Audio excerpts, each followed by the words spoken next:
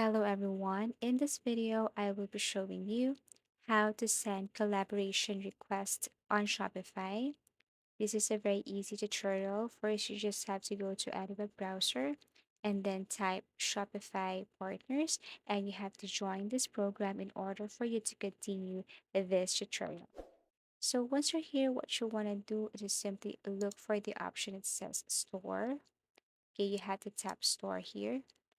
But before anything else, if you don't know what I'm talking about, I mean, you don't know what is this collaboration I'm referring to. So, giving Shopify partners immediate access to your Shopify admin via their own partner dashboard or the Shopify app is possible with collaborator account. Partners can only access the area of your store that you want them to access with the help of collaborator permissions.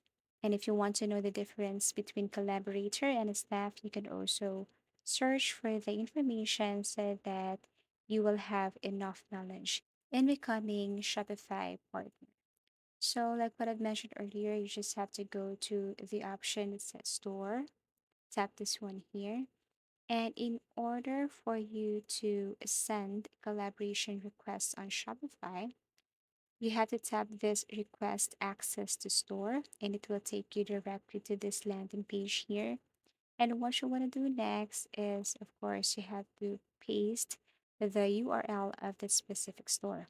And then down here, you can ask the following permission. So you have to tap any permissions here. You can select all and let the store choose what are the permissions that they will just allow you to get or to have. But for the meantime, you can tap any permissions here that you like or that you want. And then once done, what you want to do is just simply scroll down and see these two boxes below here. You have to tap this, and then you can leave a message to the store, but this one is optional. And then once done, you can now tap request access to the store. The store will be notified that someone has asking for a request to their store. So as you can see, it's now pending. When the store accepts this request, then when you go back to your Shopify partner, you will see there that your request has been accepted.